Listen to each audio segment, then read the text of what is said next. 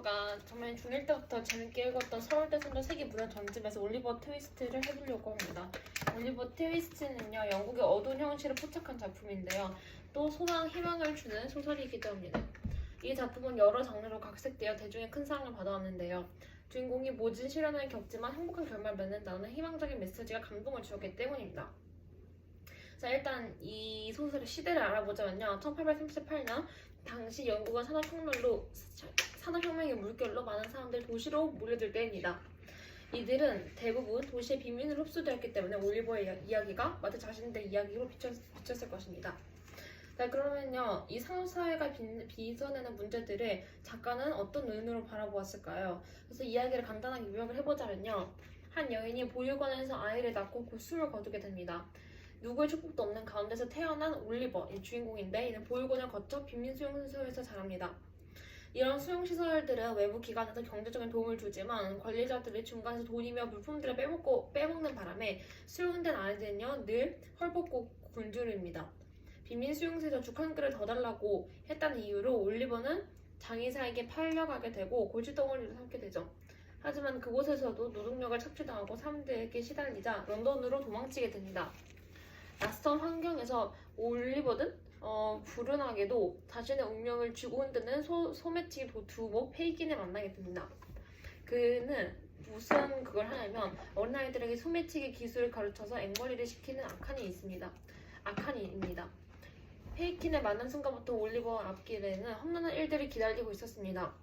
하지만 그 순간에도 올리버는 자신의 도덕적인 그런 것을 지키려고 노력을 했습니다. 소매치기 하는 도다와 찰리를 따라갔다가 경찰에게 붙잡히게 되었고 브라운로 씨를 만나게 되는데요. 그것은 올리버의 인생을 바꾸게 되는 그런 계기이기도 합니다. 만나 행복을 맛보는가 싶었지만 다시 페이긴에게 끌려가게 되고 사이크스는 페이긴과 비슷한 무리의 사람이에요. 사이크스에게 이끌려 부잣집을 털려가고 총을 맞아 졸고비도 넘기고 그런 고난과 시련을 겪었습니다.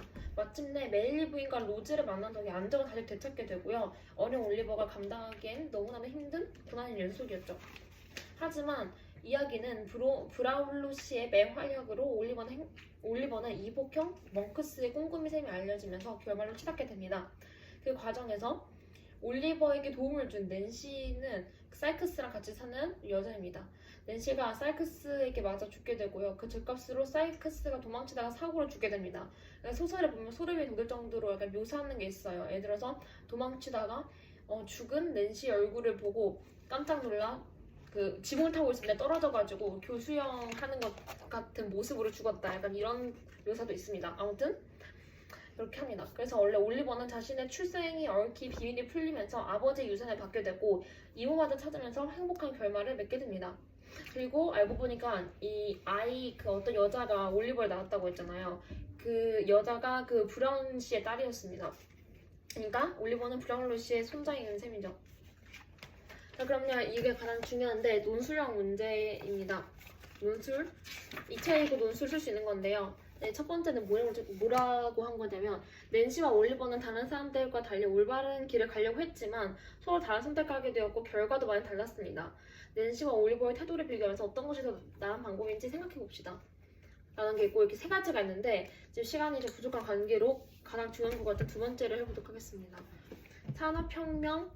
이 소설을 보면 당시 영국의 참혹한 현실을 알 수가 있습니다. 당시 산업혁명 초기 영국과 비교하면 차이는 있지만 우리나라에도 빈부격차가 심각한 문제라고 볼 수가 있습니다. 빈부격차를 줄일 수 있는 방안과 또 빈민에 대한 정책을 함께 연구해봅시다. 이런 게 있습니다. 그래서 여기서 한 답은 제도와 정책을 통해서 빈부격차의 문제를 해결해야 된다. 이런 제도를 복지제도라고 한다. 국가가 운영하는 의료보험과 연금제도는 개인의 소득에 따라 부담하는 금액에 차등 적용된다. 많이 벌수록 더 많은 세금을 걷고 세금의 복지기관의 운영과 시설 확장에 쓴다면 빈민을 경제적으로 지원할 수 있다라고 쓸 수 있습니다. 저희 발표는 여기까지입니다.